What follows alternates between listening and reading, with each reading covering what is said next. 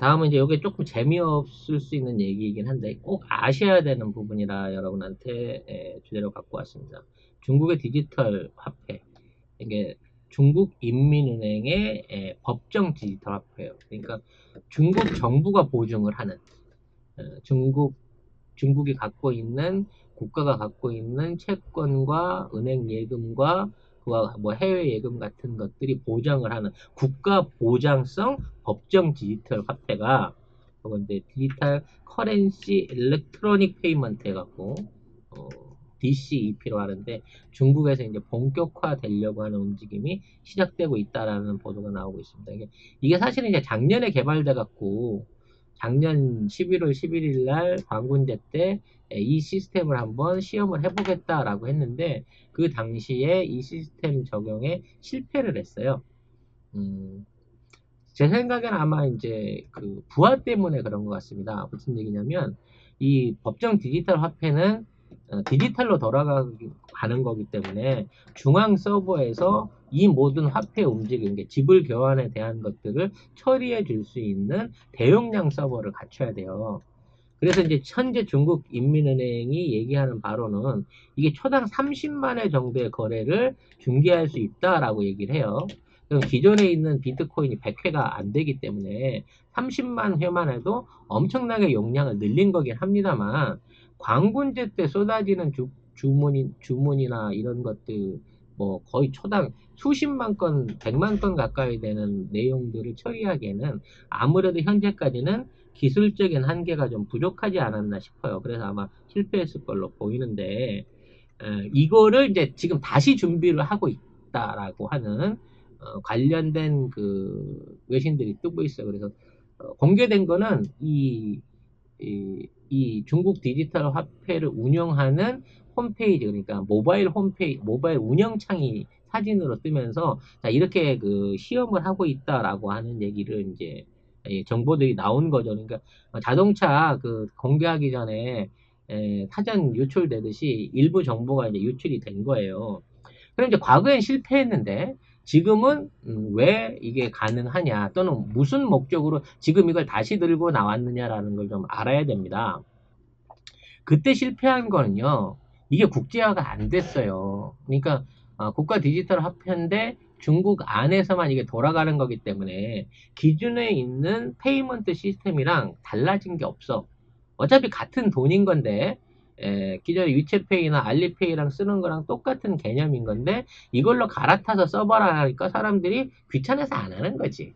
한번 편하게 쓰던 시스템이 있는데 굳이 이거를 새로 앱을 깔고 새로운 어떤 계좌를 만들어서 이쪽으로 옮길 이유가 없는 거랑 똑같은 거였고 그 다음에 그때까지만 해도 아까 말한 대로 이거의 정산 문제라든지 송금 이런 문제들 안에서 이만한 대용량을 할 수 있을 만큼의 서버를 텐센트나 알리바바처럼 엄청난 돈을 들여가지고 투자를 못했던 거예요. 그러니까 갖고 있는 테스트 서버의 양이 이런 큰 양을 해결할 수 있는 부분이 안 됐던 건데 이 부분을 해결한 게 아닌가라는 생각을 해보게 됩니다. 그리고 이제 가장 이게 큰 거는 뭐냐면 원래 이거를 주관하던 지역이 심천이었단 말이에요. 선전. 그러니까 상하이 앞에 있는 선전이었고 그 선전구 안에서 이러한 국가 디지털 화폐를 운영하는 모든 권한들을 가지고 그쪽을 중심으로 운영하려고 했었는데 여기가 선전에서 장수성에 있는 수조로 옮겨간 거예요. 그러니까 거리로 보면 크게 차이는 없어요. 바로 이제 옆 동네가 다리만 건너면 선전이었어. 그랬는데 그거가 조금 소주로 넘어갔으니까 한 100km 뭐 그 정도 거리 있는 지역으로 옮겨간 건데 그럼 소주에 있는 거랑 선전에 있는 거랑 뭐가 다르냐 이 차이를 우리가 좀 알아야 된다는 거지. 관심 있어요? 관심 있길 바래요. 굉장히 중요한 얘기야. 자, 선전에 있다는 얘기는 이와 관련한 헤게머니를 텐센트가 준다는 얘기입니다. 그쪽에 텐센트의 주요 본진이 있거든요. 소주로 옮긴다는 얘기는 알리바바가 이걸 준다는 얘기예요.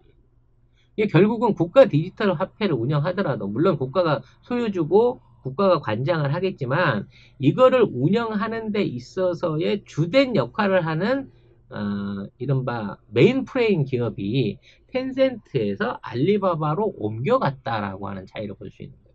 즉 알리바바가 앞으로 이러한 디지털 페이 시장 안에서 주도권을 쥐고 이거를 끌어가게 된다라는 거죠. 물론 이게 기술적인 어떤 어, 파워 내지는 전문성이 알리바바가 더 뛰어나서 그럴 수도 있다라고 볼 수 있지만 어느 정도 정치적인 배려가 거기에 끼어 있을 가능성이 더 높다는 거죠. 그러니까 텐센트 쪽보다는 알리바바가 시진핑이 훨씬 관여하거나 운영하기에 좀 편할 수 있다라고 하는 정무적인 판단이 있었을 걸로 봅니다. 물론 지금 알리바바 회장을 했던 마인이 그만둔 것도 어느 정도 영향을 미치지 않았을까라는 생각을 해보긴 하는데요. 아무튼 어찌 됐거나 지금 디지털 화폐 헤게모니가 알리페이 쪽, 알리바바 관련된 회사 쪽으로 갔다는 얘기는 주식을 산다고 하면 이쪽 지역에 관련된 주식이 텐센트보다 훨씬 유망하다라고 하는 실리적인 부분도 있을 거고요. 그만큼 중국이 이제 알리바바의 강점이 있었던 국가들, 그러니까 알리바바의 영향력이 통하고 있는 국가들하고 이 디지털 화폐 확산에 어느 정도 조인을 해갈 거다라는 생각을 해보게 되는 거예요. 뭐 대체적으로 그렇죠. 텐센트는 중국 안에서는 강점을 보이고 있었지만 국제적인 어떤 기업으로서는 강점이 많이 떨어지는 기업이에요. 그리고 손정희 회장이 또 여기에 어느 정도 관여가 돼 있기 때문에 그 영향력을 지금 텐센트라고 하셨잖아요. 텐센트가 손정희 회장하고 아니 텐센트는 국내적인 기업인 거고 알리바바는 국제적인 역할을 꽤 많이 해왔기 때문에 네. 개방성에 있어서 텐센트보다 유리한 점이 있는 게 어느 정도 관여된 게 아닌가라는 생각이 들어요.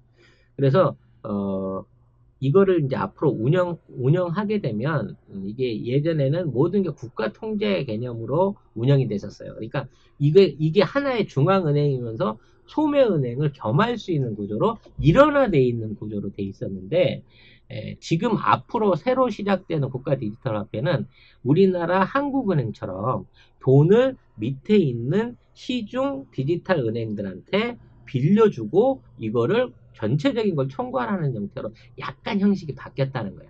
그러니까 이 모든 걸 정부가 다 들여다보고 정부가 관장하겠다는 거에서 어느 정도는 개인 기업이라든지 여기에 참여하는 뭐 디지털 은행이 됐든 페이 업체가 됐든 쪽에 자율성을 좀 보장한 게 아니냐. 그걸 통해 가지고 좀 더 확장성을 높이려는 게 아니냐라는 예상을 좀 해볼 수가 있습니다. 근데 요거는 이제 아직까지는 공개적으로 발표된 게 아니라 조만간 드러날 거기 때문에 이거는 이제 제가 개인적으로 추측해 볼 수 있는 부분인 거예요. 그럼 이게 국제적으로 미칠 영향을 좀 생각을 해봐야 됩니다. 일단 이 국가 디지털 화폐 사업에 가장 적극적으로 협조하겠다고 발표하고 있는 나라는 푸틴이에요. 러시아입니다. 러시아하고 중국은 이미 전자상거래에 있어서의 그 장벽을 깼어요. 그래서 러시아나 중국이 똑같이 인터넷 홈페이지를 통해서 물건을 자유롭게 관세 없이 사고 받을 수 있고 택배 받을 수 있고 결제도 자국에 있는 디지털 화폐를 활용해서 할 수 있는 일종의 디지털 무역 이걸 뭐라 그러죠? 무역 개방을 이미 해놓고 있는 상황인 겁니다. 물론 규모는 중국게 훨씬 크고 러시아 건 일부라서 아직 교역되고 있는 양이 적지 않지만 어찌됐거나 이러한 준비 체계를 갖추고 있는 거예요. 많지 않겠죠. 예. 그리고 이걸 가지고 이제 중국은 1대1로 연결되어 있는 중앙아시아나 유럽 국가들한테까지도 이러한 페이의 사용들을 확대해 나갈 조짐으로 보이고 러시아도 이 페이를 적극적으로 지지함으로 해서 이거를 제2의 기축통화로 만들어 가려고 하는 시도를 할 수 있다는 거죠. 근데 왜 이 시기에 이러한 시도를 하느냐라는 부분도 여러분들이 이해를 하셔야 되는 겁니다. 지금 전 세계가 돈을 찍어내고 있어요. 달러, 뭐, 엔화, 뭐, 유로화, 뭐, 전부 다 이제 자국 화폐를 가진 기축통화국이라는 나라들은 몽땅 돈을 찍어내가지고 이 돈을 뿌리고 있단 말입니다. 통화 가치가 사실상 굉장히 추락할 수밖에 없는 상황인 거예요. 근데 이제 동반 추락이라서 티가 안 나는 거죠.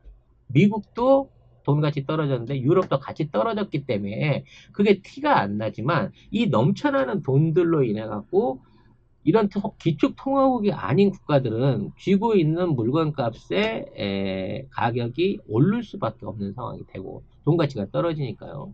그리고 보유하고 있는 외환들에 대한 불안감이 높아지는 거예요. 내가 쥐고 있는 달러가 미국이 졸라게 돈을 찍어버리는 가치가 떨어지면 나는 아무 짓도 안 했는데 내 경제적인 자산이 줄어드는 결과를 만들게 되거든요. 그래서 우리나라 같이 무역 금액이 크고 1조가 넘는 무역을 하고 있는 1조 달러가 넘는 무역을 하고 있는 국가들에는 이제 앞으로 외환 관리가 굉장히 중요한 이슈가 됩니다. 아무리 수출 많이 해서 달러를 많이 벌면 뭐예요? 달러 가격 떨어져 버리면 그만큼 아무 짓도 안 하고 손해를 보게 되는데, 그래서 이걸 하지 않기 위해서 뭘 해야 되느냐면 지금까지의 방식이라고 치면 해외에 있는 자산을 매입하는 겁니다. 안정적인 자산을 매입해가지고 그 자산이 이 가치가 떨어지는 만큼 상승해가지고 나중에 그 자산을 보존할 수 있는 해외 투자를 강화하는 수밖에 없어요. 그래서 중국이 돈이 많을 때, 무역 흑자를 많이 냈을 때, 일본이 이른바 이제 엔고로 인해서 호황이 있을 때 세계의 부동산을 사들인 이유가 그거예요. 돈 값어치가 떨어지기 전에 그 돈의 가치를 묶어 놓으려고 한 거죠. 근데 문제는 지금 상황은 전 세계가 전부 다 돈을 동시에 찍어내고 있기 때문에 어느 나라에 있는 부동산을 잡아야 할지 모르는 혼란이 생긴다는 거죠. 가장 대표적인 건 뭐 금을 산다고 치면 제일 안정적으로 내 자산을 유지시킬 수 있겠지만 지금 금의 수요가 너무 높아지고 가격이 높아졌기 때문에 지금 국제시장에서는 실물 금을 살 수 없다는 게 정론입니다. 금에 대한 예금 증세는 있지만, 자, 금은 이게 톤으로 줘. 내가 트럭에 싣고 갈 테니까 물건을 내놔봐 했을 때 그 물건을 쥐고 있는 금거래은행이 없다는 거예요. 누군가가 이미 다 사들여서 꽁꽁 쟁여놔 버린 거지. 그래서 이게 나중에 부실화되기 시작하면 이러한 금을 보유하지 못한 국가들의 화폐들은 추락할 수밖에 없는 상황을 맞이하고 있다는 겁니다. 그래서 전부 다 눈에 불을 켜고 안정적인 투자 자산을 찾고 있는데 여기에 중국이 디지털 화폐를 들고 나온 거예요. 자, 이 디지털 화폐는 뭐 비트코인하고 비교될 수 있습니다만 진짜 유통될 수 있는 화폐예요. 뭐든지 물건으로 살 수 있고 예금으로 전환할 수 있고 어느 나라 가서도 환전을 할 수 있습니다. 비트코인처럼 금액이 크지도 않고요. 폭등을 해갖고 무슨 이 가격이 막 10배, 100배씩 튀는 이런 불안정한 화폐가 아니고 안정적인 화폐인 건데 이 화폐를 보증하는 기관이 중국은행이라는 거예요. 아마 이 화폐가 드러나게 되면 중국이 그동안 감춰왔던 금 보유고를 비롯한 중국 은행의 자산 가치를 공개할 가능성이 큽니다. 지금 중국은 공식적으로 4,000톤 이상, 4,000톤 정도의 금을 갖고 있다고 하는데 러시아하고 중국이 사실상 2만 톤이 넘는 금들을 세계 시장에 사들였다는 게 정론이에요. 오히려 우리가 이만큼 금을 많이 가지고 있다라는 것들을 자랑하게 되는 상황이 생기는 겁니다. 왜? 자신의 디지털 화폐의 공정성을 주기 위해서. 그래서 이제 앞으로 생겨날 수 있는 달러라든지 자국 화폐를 가지고 중국의 디지털 화폐를 사들이려고 하는 이러한 움직임이 만들어질 수 있고요.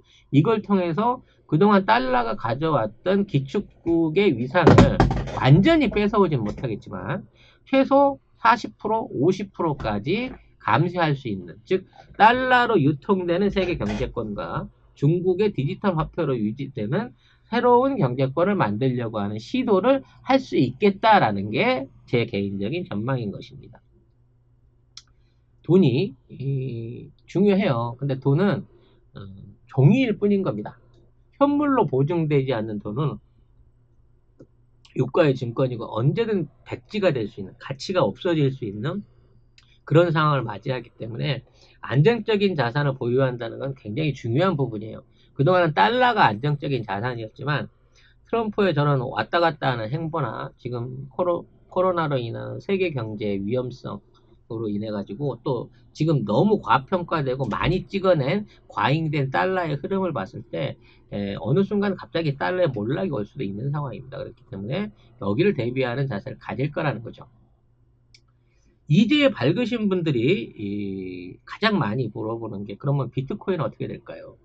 중국이 이런 달러를 디지털 화폐를 만들게 되면 비트코인은 추락할까요? 추락하지 않을까요? 라고 하는 부분을 많이 물어보시는 분들이 있어요. 뭐 전문가가 아닌 입장에서 제가 얘기하긴 그렇습니다. 명확하게 제 말이 맞다고는 볼 수 없는데 중국은 경쟁자일 수 있는 비트코인을 완전히 죽이지는 않을 겁니다. 점진적으로 죽여가긴 하겠지만 디지털 코인을 한 번에 죽이지 않을 거예요. 그게 왜 그러냐면 전 세계 유통되고 있는 비트코인 총량의 70% 이상이 중국에서 생산됐고요. 현재도 5, 60% 이상을 중국인이 소유하고 있을 것으로 보입니다. 그렇기 때문에 사실 비트코인은 중국 돈이나 마찬가지인 거예요. 그 상황에서 이 돈을 다 없애버린다고 하면 그 돈의 가치가 완전히 사라지게 되는 거기 때문에 조금씩 조금씩 수용하면서 그만큼을 중국의 제도권 화폐인 중국 디지털 화폐로 끌어들이려는 노력을 할 겁니다. 물론 겉으로는 분명히 우린 다른 돈이다 라고 얘기를 하겠지만 결과적으로는 서서히 끌어들이는 방식으로 비트코인이 가지고 있던 경제력들을 고스란히 지금의 있는 중국 디지털 코인으로 바꾸고 이거를 양성화하는 정책을 필 수밖에 없다는 거죠. 중국은 내 거기 때문에. 여기에 대해서 이제 반대되는 얘기를 하시는 분들이 있어요. 그렇게 되면은 그 중국에 있는 부자들이 자기 돈을 숨기기 위해서, 왜냐면 디지털 코인이 되면 다 드러나 버리잖아요, 계좌가. 자기 운영되는 자산을 숨기기 위해 비트코인 쪽으로 돈이 막 몰려 들어가고 비트코인 가격이 폭락하게 되니까 중국이 그거를 예비하기 위해서 저걸 죽이지 않을까라고 생각을 하는데요. 중국 입장에서 중국이 아무리 보장을 하고 신뢰성을 보증을 한다 그래도 처음부터 중국 돈을 대신해서 아니면 뭐 다른 나라 금이나 달러를 대신해서 중국 디지털 화폐에 투자할 사람은 그만큼 많지는 않을 걸로 보여요. 그러니까 잠시 안정적으로 옮겨가면서 이 추이를 지켜보는 사람들이 있겠죠. 이 사람들이 초창기 때 많이 선택할 수 있는 게 아마도 비트코인이나 이더리움 같은 디지털 코인, 금이나 은 같은 실물들이 아닐까라는 생각을 해봅니다. 그럼 그쪽에 대한 수요는 꾸준히 늘어나겠죠. 늘어나게 되는데 이것들을 완전히 불법화하지 않고 점진적으로 흡수하는 방식으로 간다. 그렇다고 치면 처음에는 분리는 분명하게 이루어지겠지만 중국 디지털 코인도 비트코인도 이더리움도 다 오를 수 있다라고 봅니다. 대신에 나중에 이 올라가 있는 비트코인들을 이렇게 이제 바꿔주는 환금해주는 과정 중에서 비트코인은 중국 사람이 많이 갖고 있기 때문에 어느 정도 쉽게 받아주고 이더리움 같은 외국계가 주도하고 있는 디지털 코인들은 어느 정도 차별받지 않을까라는 생각을 해보게 됩니다. 문제는 이러한 중국과 러시아의 어떤 합작 디지털 코인 사업에 얼마나 많은 국가와 기업들 자산가들이 참여하느냐라는 문제고 과연 미국이 이거를 참여할 거냐 아니면 반대할 거냐 아니면 그 대체안을 만들어 가지고 경쟁을 할 거냐 라는 부분을 생각을 좀 해봐야 된다는 거죠. 그에 대해서 이제 생각했을 때 가장 먼저 올라올 수 있는 얘기가 리브라입니다. 리브라. 페이스북 코인이죠. 네. 작년에 이제 리브라가 중국 디지털 코인에 대항하기 위해서 자체적으로 그 이제 시스템을 만들었는데 아까 중국이 겪었던 거랑 똑같은 반발을 받은 거예요. 도대체 리브라 코인을 뭘로 보증할 거냐. 그래서 처음에 페이스북에서는 스위스에다가 이거를 조정할 수 있는 모든 권한을 할 수 있는 본사를 세우고 그 스위스에서 세계 각국에 있는 한 나라에 집중하지 않고 달러에 집중하지 않고 뭐 미국 달러 20%, 뭐 엔화 5%, 위엔화 10%, 금의 20%뭐 이런 식으로 안정적인 자산들을 구입해 가지고 화폐 가치를 안정적으로 유지할 수 있는 보장을 하겠다라고 얘기하는데 이게 너무 불구체적이었던 거야. 그러니까 말은 안정적으로 공적인 기관이 한다고 하는데 니네 화폐 샀다가 네가 확 망해버리고 나면 아니면 페이스북이 뭐 문제상 해킹돼서 털리고 나면 그거 보장해 줄 수 있는 뒷배경이 없네. 니네 정부나 미국 정부나 뭐 어떤 좀 더 큰 기관이라든지 국가가 참여하는 게 아니라 순수히 개인적으로 페이스북 니 혼자 하겠다는 거네. 그래서 신뢰가 안 되네 라는 점에서 이제 거부를 받았단 말이야. 그러니까 중국은 너무 국가가 개입한다 그래서 거부를 당한 거고 페이스북은 너무 개인적인 기업이라서 거부를 당한 거죠. 사기업이니까. 네. 그래서 이번에 페이스북이 완전히 새로운 개량형의 리브라를 꺼내놨습니다. 구조를 완전히 뒤집은 거죠. 근데 이게 놀랍게도 중국이 하는 방식이랑 비슷해요. 뭐냐? 이제 리브라를 관리하는 중앙은행을 따로 주고 리브라 유럽, 리브라 미국 이런 방식으로 단일 법정 화폐하고 연동되는 지역별 코인을 따로 만들겠다는 겁니다. 이게 리브라인데 미국 리브라랑 유럽 리브라랑 별도로 만들고 이 리브라들은 달러를 받아서 충전하고 달러로 환금받을 수 있게끔 만들겠다는 거예요. 이해가 되세요? 원래도 리브라는 그 조건이었던 다 합치는 거니까. 원래는 다 합쳐가지고 지역을 구분하지 않고 전 세계 어디서 오는 거를 똑같이 받겠다 했는데 이번에 개선된 리브라는 지역별로 별도의 단일 화폐들을 받을 수 있는 개념으로 가겠다는 거예요. 이 얘기는 뭐냐면 그 나라 유럽이나 미국의 중앙은행의 역할을 대신 해주면서 이 돈을 통합 관리하겠다라는 얘기인 거죠. 즉 각 은행의 권한들을 최대한 인정하고 유지해 가면서 그 안에서 환급돼 있는 돈들만큼은 내가 안전하게 지켜서 적정하게 송금이나 환금이나 또 그와 관련된 상업거래에 이용될 수 있도록 해주겠다는 거야. 이거는 각 정부들하고 합의가 돼야 되는 부분이 아니에요. 왜냐면 그 정부 돈을 다 받는 게 아니라 그 정부에 있는 사람들 중에 나는 그러면 지금 있는 예금들 이렇게 새로운 은행이 하나 생기는 거야 마찬가지인 거야. 원래 내놓았던 안에서는 정부의 협조가 필요했었어요. 그렇죠. 정부가 이 모든 것들을 넘겨주고 인정을 해줘야 되는 법적인 부분이 필요 있는데 지금은 디지털 은행을 리브라라고 하는 디지털 은행을 하나 더 만들어서 미국 사람이 바꾸러 오면 미국 사람한테 코인 바꿔주고 뭐 이런 방식으로 단순화시킨 거야. 조금 더 접근할 수 있는 방식을. 리브라의 장점 중에 하나가 이 장점이라고 해야 되나? 달러 환율의 영향을 받지 않아요. 그거는 이제 리브라가 일단 돈으로 바뀌고 난 다음인 거죠. 환율 등락에 영향을 받지 않습니다. 리브라 코인의 고유 가치를 그대로 인정하겠다는 건데 그거는 리브라 코인을 쓰는 사람들이 그거를 공동으로 우리는 이거를 인정하고 쓰겠다라고 하는 공동으로 갈 수 있는 일정 연합이 이루어졌을 때 가능한 거예요. 그러니까 페이스북을 이용하는 23억이라는데 23억 이상의 사람들이 내가 한국 돈으로 쥐고 있는 거다는 리브라 코인으로 갖고 있다가 내가 외국에서든 미국에서든 아니면 1년 후에 환율이 변동되고 나서든 이만한 가치를 유지받을 수 있는 리브라에 넣는 게 낫겠다라고 하는 판단이 들면 할 수 있다는 거예요.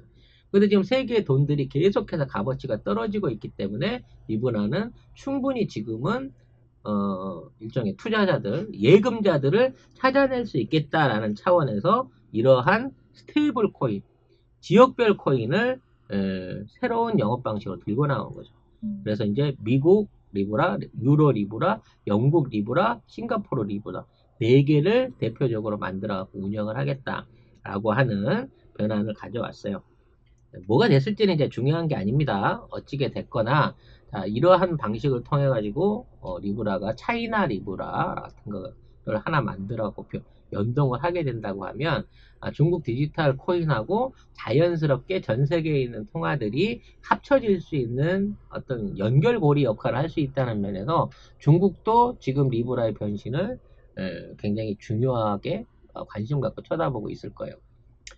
결론은 이겁니다. 지금까지 유지되던 경제시장, 화폐시장, 특히 달러에 의한 세계적인 지배가 어쩌면 우리 생각보다 굉장히 빠르게 그리고 굉장히 순식간에 일어날 수 있다라고 하는 점을 우리가 대비를 좀 해야 된다는 거예요. 달러 예금 많이 쥐고 있는 부자들이라든지 기업들 해외 그 비자금으로 꽂아놓고 있는 기업들 같은 경우에는 이거 신경 많이 써야 되는 부분입니다. 우리는 어차피 없잖아요. 집에 뭐 $10,000 정도는 기본적으로 들고 계신가요? 네. 그런 거 아니라 그러면 우리 같은 서민들 입장에서 큰 상관이 없습니다. 자산이 한 10만 불에서 50만 불 선에 있는 입장에서는 중국 디지털 화폐가 들어오든 리브라가 들어오든 우리나라가 화폐 개혁을 하든 별 문제가 없어요. 그 정도 자산은 항상 새롭게 바뀌는 화폐 체계 안에서 인정받으니까.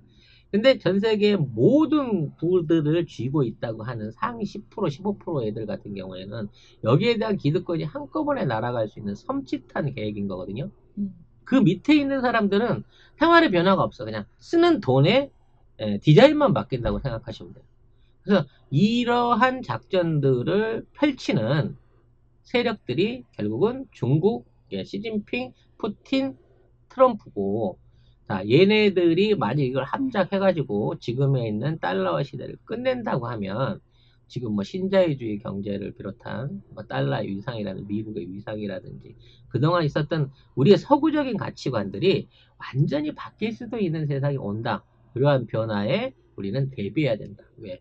우리 역병이 생각지도 않게 쑥 들어와서 전 세계에 쑥대밭을 만들었듯이 세계는 언제든지 새로운 방향으로 변화할 가능성을 가지고 빠르게 변화하고 있다는 점을 여러분들이 좀 생각하셨으면 좋겠습니다. 네, 얼마를 했나요? 네, 3시간 반 정도 얘기를 해서 전반적으로 내용을 마무리. 지금 몇 분이나 듣고 계신가요? 지금 그래도 4,006명? 네, 4,000분 가까운 분들이. 아까는 5,000명에 가깝게. 네, 당신이 기재부 얘기 갖고 나가신 거 아니야? 맞아요. 네. 5,000명 직전까지 갔는데 기재부에서 쑥쑥 빠졌죠. 네. 아무튼 그러한 내용들을 이제 여러분들한테 오늘 전반적으로 알려드렸습니다.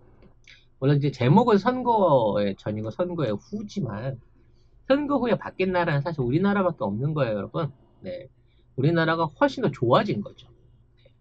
우리 정부를 뒷받침할 수 있는 좋은 국회를 만들었고 이 국회가 이 나라를 바꿔줄 것으로 기대하고 있고 변화의 세계의 변화의 흐름이 대한민국한테 유리한 쪽으로 오고 있다는 것만큼은 우리도 인정해야 되고 외국도 강력하게 인정하고 있는 거예요.